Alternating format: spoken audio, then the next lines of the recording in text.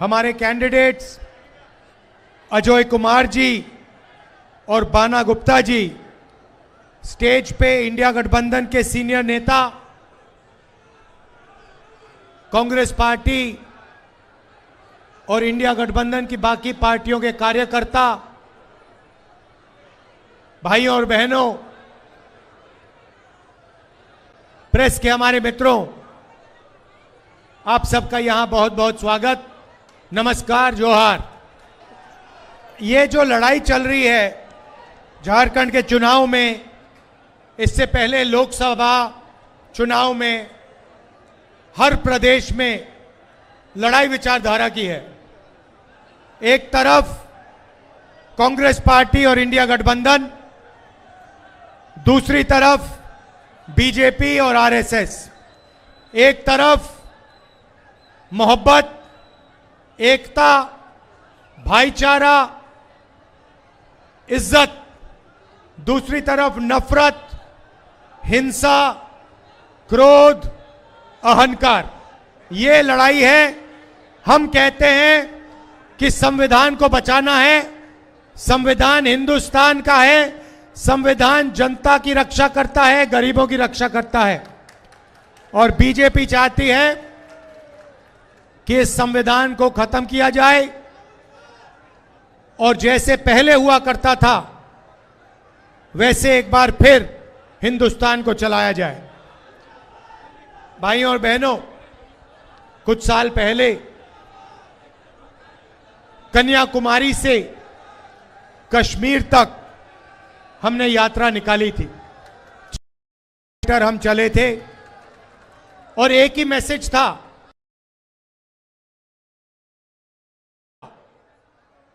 4000 kilometre धूप में, बारिश में, आंधी में, तूफान में, बर्फ में हम चले। हमारा मैसेज था, हिंदुस्तान को जोड़ना है, भारत को जोड़ना है, सबको एक साथ लेकर आगे चलना है। और हमने नारा दिया था, नफरत के बाजार में हम मोहब्बत की दुकान खोलेंगे। और यही हम आपको कहने आए हैं। नरेंद्र मोदी जी और बीजेपी के लोग, आरएसएस के लोग हिंदुस्तान को बांटते हैं, एक धर्म को दूसरे धर्म से लड़ाते हैं, एक जात को दूसरी जात से लड़ाते हैं, एक भाषा को दूसरी भाषा से लड़ाते हैं। कांग्रेस पार्टी हिंदुस्तान को जोड़ने का काम करती है। हम अंग्रेजों से लड़े और हमने आपको संविधान दिया। अंबेडकर जी ने, गांधी जी ने, इन सब ने आपको संविधान दिया। और आज अगर गरीबों की कोई रक्षा करता है, किसानों की कोई कुछ चीज रक्षा करती है, मजदूरों की, तो ये है हमारा संविधान। और मैं आपको मैसेज देना चाहता हूं, इस संविधान को कोई नहीं खत्म कर सकता है। इस संविधान की रक्षा हिंदुस्तान की जनता, कांग्रेस पार्टी, इंडिया गठबंधन करेगी। भाइयों और बहनों, आप जानते हो हिंदुस्तान में बेरोजगारी फैल गई है। जहां भी आप देखो, नरेंद्र मोदी जी ने और उनकी जो पॉलिसीज हैं, उन्होंने हिंदुस्तान में सबसे ज्यादा बेरोजगारी लाई है। नोटबंदी, गलत जीएसटी, ये पॉलिसीज नहीं है, ये गरीबों को मारने के, किसानों को मारने के, मजदूरों को मारने के हथियार हैं। भाइयों और बहनों, जितना पैसा हिंदुस्तान का, भैया ये जो सरदार जी हैं, ये जो आपने, नहीं खड़े हो, ये जो आपने शर्ट खरीदी है, कितने की खरीदी? रुपए की खरीदी। आपने इसमें कितना परसेंट जीएसटी दिया? कितना परसेंट जीएसटी लगता है इस टी शर्ट पे? 18%। अगर गौतम अदानी यही शर्ट खरीदता, 500 रुपए की शर्ट खरीदता, तो जितना हमारे मित्र ने जीएसटी में पैसा भरा है उतना ही अदानी जी देगा। इनकी आमदनी कितनी है और अदानी की कितनी है आप जानते हो। भाई और बहनों, जीएसटी, नोटबंदी गरीबों को, किसानों को, मजदूरों को मारने के हथियार हैं। ये चाहते हैं कि गरीबों के जेब से पैसा निकले, किसानों के, मजदूरों के जेब से पैसा निकले, छोटे व्यापारियों के जेब से निकले और अरबपतियों के जेब में जाए। मैं आपसे पूछना चाहता हूं, नरेंद्र मोदी जी ने आपका कितना कर्जा माफ किया है? आपके बच्चों का जब वो लोन लेते हैं, यूनिवर्सिटी का लोन लेते हैं, कितने रुपए माफ किया नरेंद्र मोदी ने? जब आप कर्ज में जाते हो, नरेंद्र मोदी जी ने कितना आपका कर्ज माफ किया है? 1 रुपया नहीं। भाइयों और बहनों, नरेंद्र मोदी ने अदानी और अंबानी जैसे 25 लोगों का 16 लाख करोड़ रुपया कर्जा माफ किया है। उनके लिए जो भी वो चाहते हैं प्रधानमंत्री करने को तैयार है। मगर आप कर्जा माफी मांगो, रोजगार मांगो, आपको नरेंद्र मोदी जी, बीजेपी के लोग कुछ नहीं देते हैं। इसीलिए कांग्रेस पार्टी ने, इंडिया गठबंधन ने झारखंड में निर्णय लिया है, जितना पैसा ये लोग अरबपतियों को देते हैं उतना पैसा हम आपके बैंक अकाउंट में डालेंगे।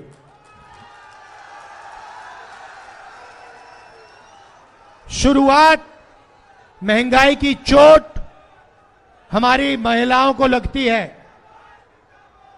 पेट्रोल महंगा होता है, डीजल महंगा होता है, सब्जी अनाज महंगा होता है।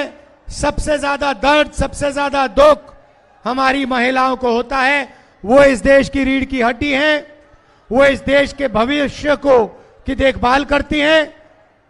इसीलिए हमने सबसे बड़ा स्कीम झारखंड की महिलाओं के लिए बनाया है।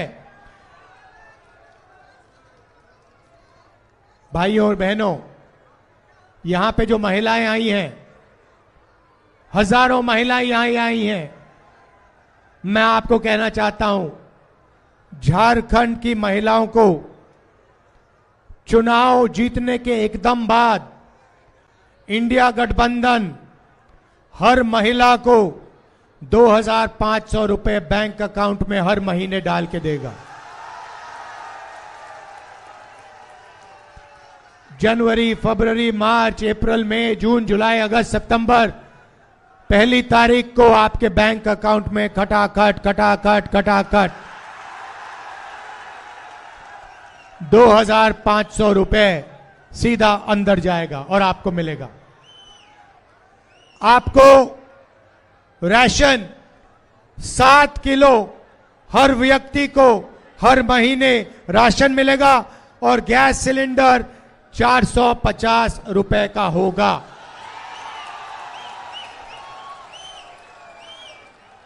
ये है हमारी पहली गारंटी महिलाओं की। बैंक अकाउंट में 2,500 रुपए ठकाठक ठकाठक ठकाठक,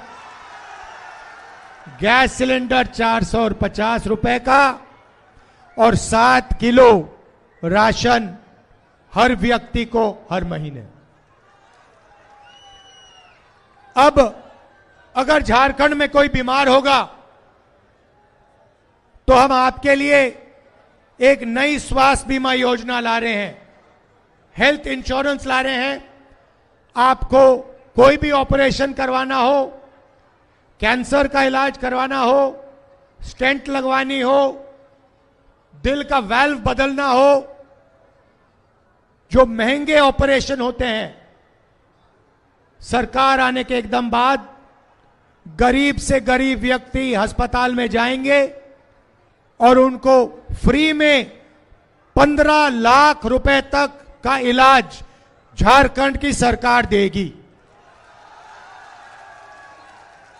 आज आप कर्ज में जाते हो, स्टेंट लगवाने के लिए कर्ज में चले जाते हो, परिवार का परिवार डूब जाता है। हम अब हर गरीब व्यक्ति के लिए 15 लाख रुपए हेल्थ इंश्योरेंस का स्कीम ला रहे हैं। बेहतर से बेहतर अस्पताल में दिल की सर्जरी, पेट की सर्जरी, हड्डी टूटेगी, कंपाउंड फ्रैक्चर होगा एक्सीडेंट के बाद, रिकंस्ट्रक्शन, ये सारा का सारा 15 लाख रुपए के बीमे में कवर होगा गरीब लोगों के लिए। ये हमारा दूसरा वायदा है। शहर में हूं, मगर किसानों की आपकी इजाजत से 2 मिनट बात कर देता हूं। किसानों को धान के लिए 3,200 रुपए प्रति क्विंटल मिलेगा।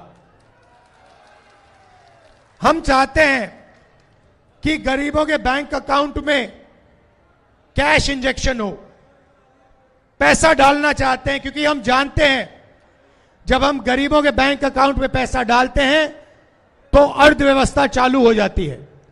आप लोग इस पैसे से चीजें खरीदते हो, मार्केट में जाके खरीदते हो, शर्ट, पैंट, जूते, सेलफोन खरीदोगे, डिमांड बढ़ेगा, प्रोडक्शन शुरू होगा, फैक्ट्रियां चालू होंगी और एक साइकिल शुरू हो जाएगी। आपके बैंक अकाउंट में पैसा जाएगा, आप खर्च करोगे, माल खरीदोगे, फैक्ट्रियां चालू हो जाएंगी, फैक्ट्रियों में आपके बच्चों को रोजगार मिलेगा। यह आइडिया है। नरेंद्र मोदी अरबपतियों को पैसा देता है, वो सीधा पैसा लेके अदानी जैसे लोग हिंदुस्तान के बाहर ले जाते हैं, दूसरे देशों में ले जाते हैं, वहां इस पैसे को खर्च करते हैं, हिंदुस्तान के लोगों को कोई फायदा नहीं मिलता। अगला वायदा युवाओं के लिए, नरेंद्र मोदी जी ने आपको बेरोजगार बनाया, मगर हम आपको आपकी शिक्षा के लिए हर ब्लॉक में एक डिग्री कॉलेज खोलने जा रहे हैं और हर डिस्ट्रिक्ट में हम प्रोफेशनल कॉलेज आपके लिए खोलने जा रहे हैं।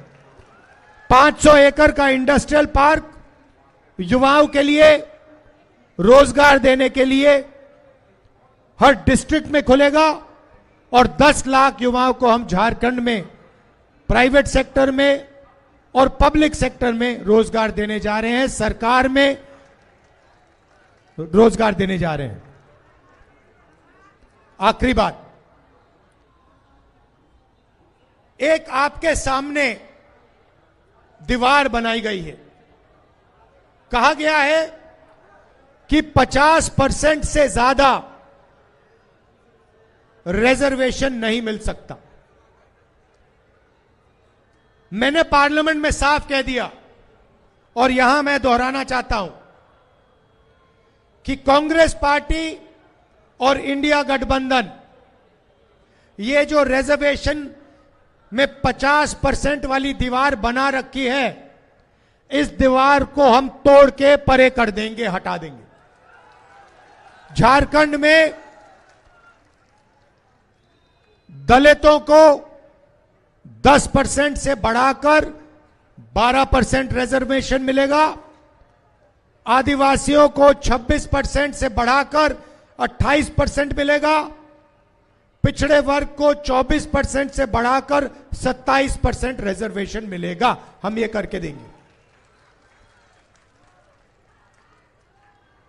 भाइयों और बहनों, देश में 8% आदिवासी हैं,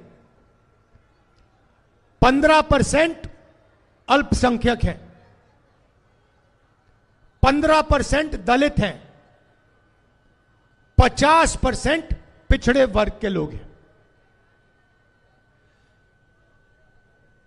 मगर आज तक अगर आप पूछें तो यह सच्चाई लोगों को नहीं मालूम है। इसीलिए हमने कहा है कि हम जाति जनगणना कराना चाहते हैं। हम पता लगाना चाहते हैं कि इस देश में कितने पिछड़े वर्ग के लोग हैं। हमारा अंदाजा है कि 50% है, मगर हम पक्का पता लगाना चाहते हैं। हम पता लगाना चाहते हैं अल्पसंख्यक कितने हैं, दलित कितने हैं, आदिवासी कितने हैं, और उसके बाद हम यह भी पता लगाना चाहते हैं कि इस देश की संस्थाओं में, इंस्टीट्यूशंस में, कॉरपोरेट इंडिया में, मीडिया में अल्पसंख्यक कितने हैं, पिछड़े वर्ग के लोग कितने हैं, दलित लोग कितने हैं, आदिवासी कितने हैं और गरीब जनरल कास्ट के कितने लोग हैं, हम यह पता लगाना चाहते हैं। अब आप कहोगे भाई इससे क्या फायदा होगा, मैं आपको बताता हूं। भाई और बहनों, आप जीएसटी देते हो नहीं देते हो? आपको पता भी नहीं लगता। शर्ट खरीदते हो जीएसटी, खाना खाते हो कहीं जाके जीएसटी, दुकान में चीजें खरीदते हो जीएसटी, आपके जेब से हर सेकंड जीएसटी निकलता है। जीएसटी निकलता जाता है, निकलता जाता है, निकलता जाता है। कहां जाता है वो पैसा?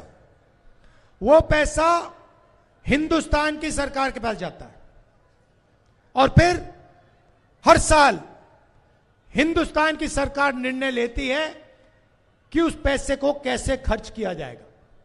सही बात? शिक्षा में कितना जाएगा, दलितों को कितना मिलेगा, स्वास्थ्य में कितना जाएगा, पिछड़ों को कितना मिलेगा, अस्पतालों में कितना जाएगा, अरबपतियों का कितना कर्जा माफ होगा, ये सारे के सारे निर्णय हिंदुस्तान की सरकार लेती है हर साल एक बार। उसको हम बजट कहते हैं। आपने देखा होगा पार्लियामेंट में सूटकेस लेके, ब्रीफ केस लेके फाइनेंस मिनिस्टर आती हैं, ड्रामा होता है पूरा, देखा आपने? देखा है ना? वो देश का धन बांट रहे हैं। और आपने इस बार देखा होगा उन्होंने मक्खन बांटने के बाद वहां पे अफसरों की फोटो लगाई। देखा ना आपने? देखा ना? उसमें भाइयों और बहनों ना कोई पिछड़ा था, ना कोई दलित था, ना कोई आदिवासी था। अब मैंने पता लगाया, मैंने कहा देखो पता लगाते हैं ये हिंदुस्तान का धन जो बढ़ता है इसको कौन बांटता है। पता लगा कि 90 अफसर इसको बांटते हैं, आईएएस अफसर हैं। मैंने उनकी लिस्ट निकाली, मैंने कहा पता लगाता हूं ये हैं कौन। 90 में से भाइयों और बहनों एक अफसर आदिवासी था, 90 में से एक अफसर आदिवासी, 3 अफसर दलित, 3 अफसर ओबीसी। बात समझिए, 90 में से एक आदिवासी, 3 ओबीसी, 3 दलित। और फिर मैंने पता लगाया, भैया पता लगाओ ये जो पैसा बढ़ता है इसमें डिसीजन कौन ले रहा है। आदिवासी अफसर ने कितने रुपए का निर्णय लिया, दलित ने कितने रुपए का निर्णय लिया,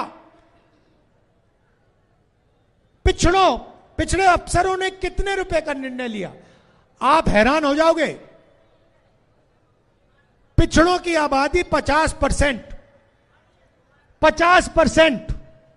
मतलब अगर आपको हिंदुस्तान में 10 लोगों की भीड़ मिले, उसमें 5 आप पिछड़े हैं, 10 में से 5 पिछड़े। उधर आपके 90 में से 3 अफसर। और अगर हिंदुस्तान की सरकार 100 रुपए बांटती है तो 5 रुपए का निर्णय पिछड़े वर्ग के अफसर लेते हैं। आप सोचिए, आबादी 50%, भागीदारी 5%, दलितों की आबादी 15%।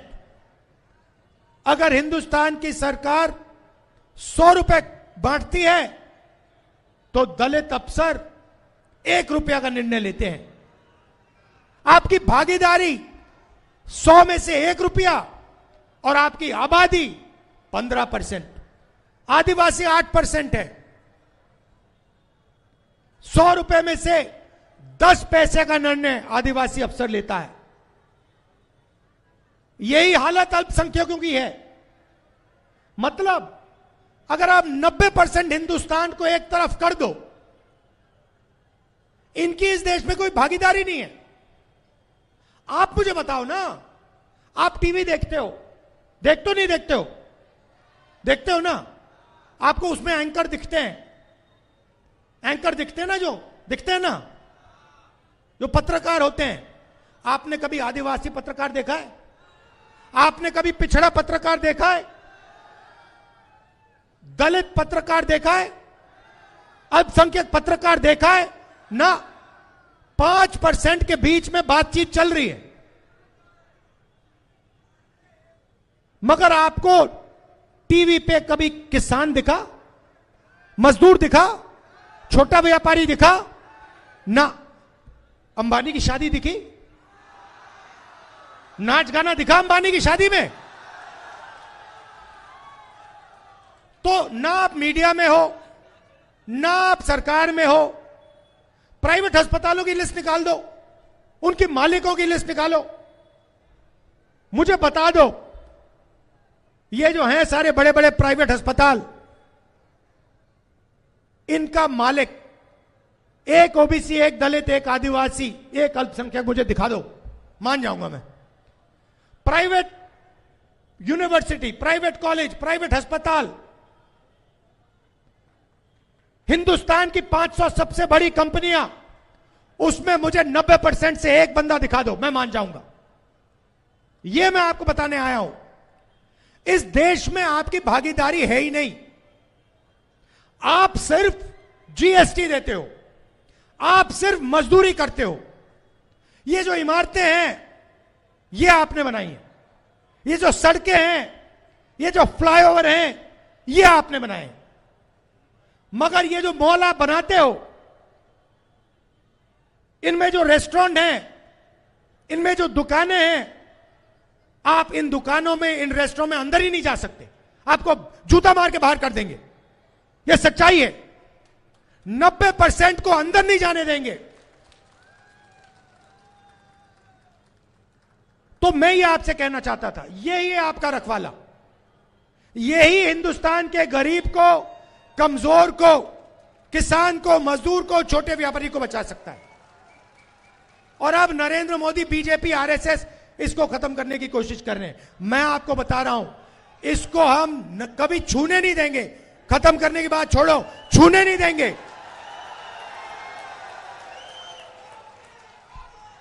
तो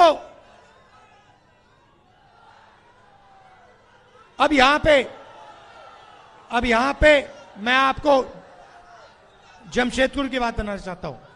देखिए, मैं क्या चाहता हूं? मैं चाहता हूं कि सबसे ज्यादा फायदा देश में जो 90% है, गरीब लोग हैं, किसान हैं, मजदूर हैं, छोटे व्यापारी हैं, मैं चाहता हूं कि सबसे ज्यादा फायदा उनको मिले। इसीलिए मैं पार्लियामेंट में मैंने साफ कह दिया, मोदी जी के सामने कह दिया, सामने कह दिया उनके, मैं नहीं डरता उनसे।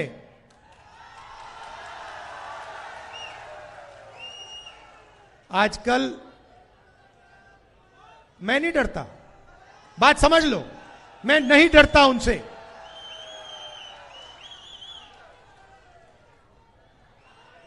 और एक और बात समझ लो, लंबी लड़ाई है, नरेंद्र मोदी को हम हराएंगे। देख लेना, लिख के ले लो, नरेंद्र मोदी को हम हराएंगे। तो मैंने उनके सामने कह दिया, नरेंद्र मोदी, आप जाति जनगणना नहीं कराना चाहते हो। जब हम जाति जनगणना की बात करते हैं, आप चुप हो जाते हो, आप भाग जाते हो। आप जाति जनगणना मत करो। कांग्रेस पार्टी और इंडिया गठबंधन जाति जनगणना लोकसभा में पास करेगा।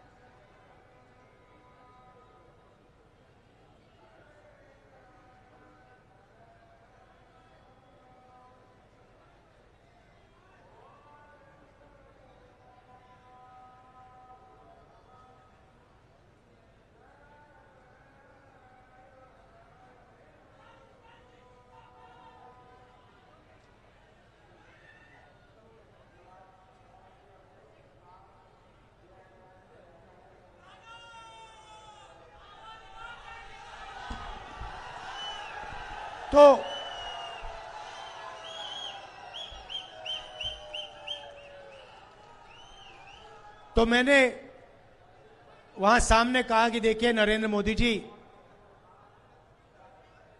आप जाति जनगणना नहीं करोगे, मैं जानता हूं, क्योंकि आप अरबपतियों के हो, अदानी के हो, अंबानी के हो। मगर कांग्रेस पार्टी, इंडिया गठबंधन जाति जनगणना को इसी लोकसभा में यहीं पास करके दिखाएगी। ये हमारा वायदा है। 50% वाली दीवार को हम तोड़ेंगे, रिजर्वेशन को 50% से ज्यादा ले जाएंगे और जाति जनगणना हम करके दिखाएंगे।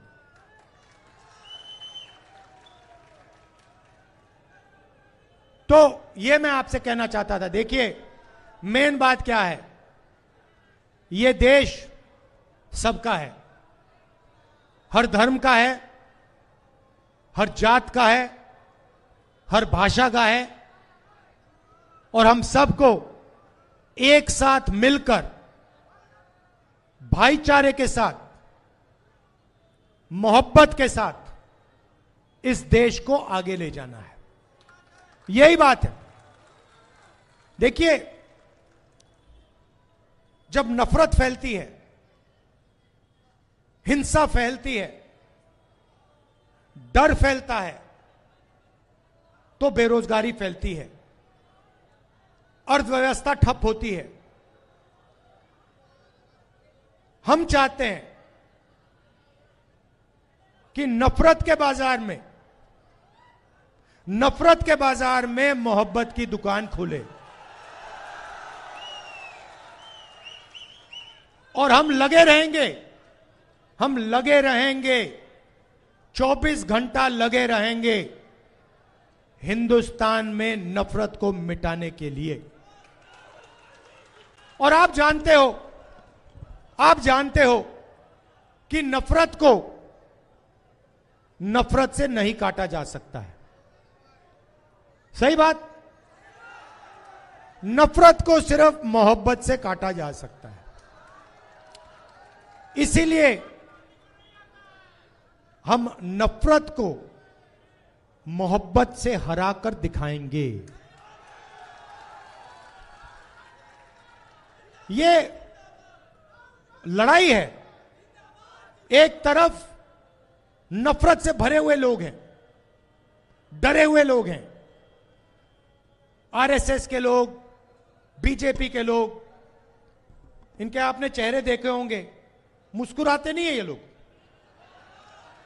कांग्रेस का नेता होता है, मुस्कुराता है, कैसे हो भाई, कैसे हो, ठीक हो, क्या हो रहा है। बीजेपी के नेता ऐसे देखते हैं। अंदर अंदर अंदर नफरत है, अंदर डर है। तो इनके अंदर जो नफरत है, इनके अंदर जो डर है, इसी को हम मिटाने जा रहे हैं। यह लड़ाई है। और ये जो है ना, इसको बचा के रखना है। यह आप सबकी जिम्मेदारी है, हमारी जिम्मेदारी है, देश के युवाओं की जिम्मेदारी है। इसको आप भूलिए मत। अगर इस पर कोई आक्रमण करे, हिंदुस्तान की एकता पर, भाईचारे पर, तो फिर आप डट के उसके सामने खड़े हो जाइए। हम आपके साथ हैं, हम भी खड़े हैं। एक साथ मिलकर संविधान को बचाना है और इसकी रक्षा करनी है।